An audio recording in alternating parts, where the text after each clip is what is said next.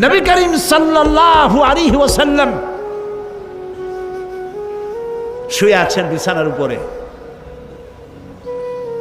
সুবহানাল্লাহ। হযরত ওমর এসে সালাম দিয়েছেন, আসসালামু আলাইকা ইয়া রাসূলুল্লাহ। হুজুর সালাম এর জবাব দিয়ে উঠে বসলেন। হযরত ওমর তাকিয়ে দেখলেন রাসূলুল্লাহ শোয়া ছিলেন একটি খেজুরের পাতা দিয়া দড়ি বানানো, সেই দড়ি দিয়ে বুনানো খাটিয়া এরকম। এর উপরে বিছানার চাদর নাই, বালিশ নাই, খালি গায়ে রহমতের নবী, বিশ্ব নবী খালি গায়ে শুয়ে আছেন। মাথার তলায় হাত মোবারক দিয়েছেন, হাতে দাগ আর পিঠ মোবারকে দড়িগুলার দাগ কেটে আছে। হযরত ওমর শিশুর মতো ডুকরে কেঁদে উঠলেন আর বললেন, ইয়া রাসূলুল্লাহ, এই দৃশ্য আমি সহ্য করতে পারছি না।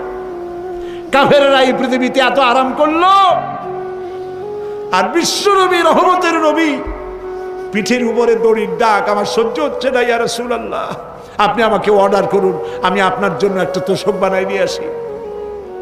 রাসূলুল্লাহ বললেন, ওমর, এই পৃথিবীতে আমি শান্তি করতে আসি নাই।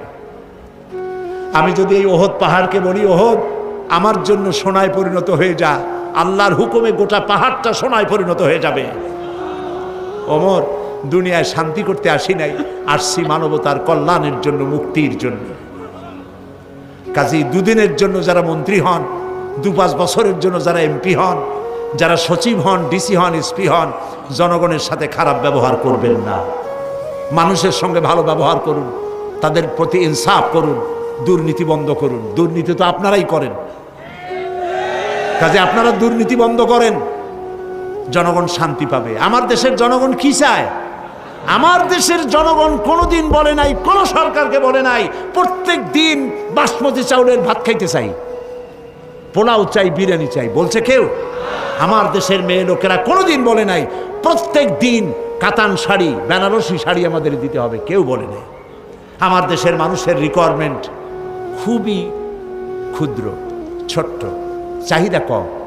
জনগণ চায় সন্ত্রাসমুক্ত, দুর্নীতিমুক্ত জীবনযাপন চাই। ঘরের দরজা যেন ঘুমাতে পারি, দরজা দিয়ে হোক খুলে হোক নিরাপদে যেন ঘুমাইতে পারি।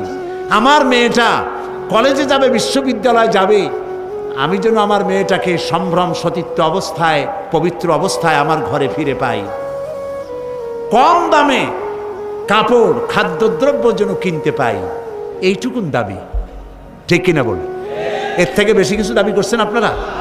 কিন্তু বিশ্বাস করুন, এই দাবিটুকুনও পূরণ করতে গেলে কোরআনের শাসন ছাড়া এ দাবিও পূরণ করার ক্ষমতা কারো নাই।